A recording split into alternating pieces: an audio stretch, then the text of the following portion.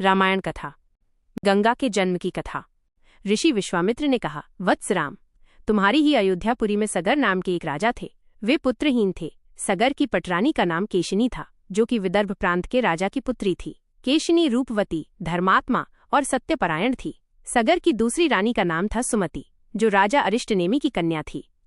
महाराज सगर अपनी दोनों रानियों को लेकर हिमालय के भृगु प्रस्रवण नामक प्रांत में गए और पुत्र प्राप्ति के लिए तपस्या करने लगे। उनकी तपस्या से महर्षि भृगु प्रसन्न हुए और उन्हें वर दिया कि तुम्हें अनेक पुत्रों की प्राप्ति होगी। दोनों रानियों में से एक का केवल एक ही पुत्र होगा, जो कि वंश को बढ़ाएगा, और दूसरी के 60,000 पुत्र होंगे। कौन सी रानी कितने पुत्र चाहती है, इसका निर्णय वे स्वयं आपस में मिलकर कर लें। केशनी ने वंश को बढ़ाने वाले एक पुत्र की कामना की और गरुड़ की भगनी सुमति ने 60,000 बलवान पुत्रों की। कुछ काल के पश्चात रानी केशनी ने असमंज नामक पुत्र को जन्म दिया। रानी सुमति के गर्भ से एक तूंबा निकला, जिसे फोड़ने पर छोटे छोटे 60,000 पुत्र निकले। उन सबका पालन पोषण घी के घड़ों में रखकर किया गया। तारांकन कालचक्र व्यतीत होते गया और सभी राजकुमार युवा हो गए।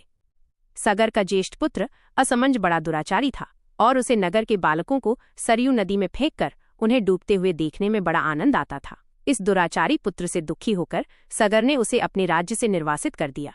असमंज के अंशुमान नाम का एक पुत्र था। अंशुमान अत्यंत सदाचारी और पराक्रमी था। एक दिन राजा सगर के मन में अश्वमेघ यज्ञ करवाने का विचार आया। शीघ्र ही उन्होंने अपने इस विचार को कार्य रूप में परिणत कर दिया। राम ने ऋषि विश्वामित्र से कहा, गुरुदेव, मेरी रुचि अपने पूर्वज सगर की यज्ञ गाथा को विस्तार पूर्वक सुनने में है, अतः कृपा करके इस वृतांत को पूरा सुनाइए। राम के इस प्रकार से जिज्ञासा व्यक्त करने पर ऋषि विश्वामित्र प्रसन्न होकर कहने लगे, राजा सगर ने हिमालय एवं विंध्याचल के बीच की हरितिमायुक्त भूमि पर एक विशाल यज्ञ मंडप का निर्माण करवाया। फिर अश्वमेघ यज्ञ के लिए शामकर्ण घोड़ा छोड़कर उसकी रक्षा के लिए पराक्रमी अंशुमान को सेना के साथ उसके पीछे पीछे भेज दिया। यज्ञ की संभावित सफलता के परिणाम की आशंका से भयभीत होकर इंद्र ने एक राक्षस का रूप धारण किया और उस घोड़े को चुरा लिया। घोड़े की चोरी की सूचना पाकर सगर ने अपने 60,000 पुत्रों को आज्ञा दी कि घोड़ा चुराने वाले को पकड़कर या मारकर घोड़ा वापस लाओ। पूरी पृथ्वी में खोजने पर भी जब घोड़ा नहीं मिला, तो इस आशंका से कि किसी ने घोड़े को तहखाने में न छुपा रखा हो, सगर के पुत्रों ने संपूर्ण पृथ्वी को खोदना आरंभ कर दिया। उनके इस कार्य से असंख्य भूमितल निवासी प्राणी मारे गए। खोदते खोदते वे पाताल तक जा पहुंचे। उनके इस नृशंस कृत्य के विषय में देवताओं ने ब्रह्मा जी को बताया, तो ब्रह्मा जी ने कहा कि ये राजकुमार क्रोध एवं मद में अंधे होकर ऐसा कर रहे हैं। पृथ्वी की रक्षा कर दायित्व कपिल ऋषि पर है, इसलिए वे इस विषय में अवश्य ही कुछ न कुछ करेंगे। पूरी पृथ्वी को खोदने के बाद भी जब घोड़ा और उसको चुराने वाला चोर नहीं मिला, तो निराश होकर राजकुमारों ने इसकी सूचना अपने पिता को दी।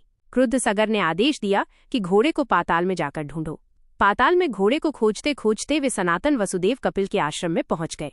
उन्होंने देखा कपिल देव तपस्या में लीन है और उन्हीं के पास यज्ञ का वो घोड़ा बंधा हुआ है। उन्होंने कपिल मुनि को घोड़े का चोर समझकर उनके लिए अनेक दुर्वचन कहे और उन्हें मारने के लिए दौड़े। सगर के इन कुकृत्यों से कपिल मुनि की समाधि भंग हो गई। उन्होंने क्रुद्ध होकर सगर के उन सब पुत्रों को भस्म कर दिया। कहानी अच्छी लगी तो वीडियो को लाइक और सब्सक्राइब जरूर करें।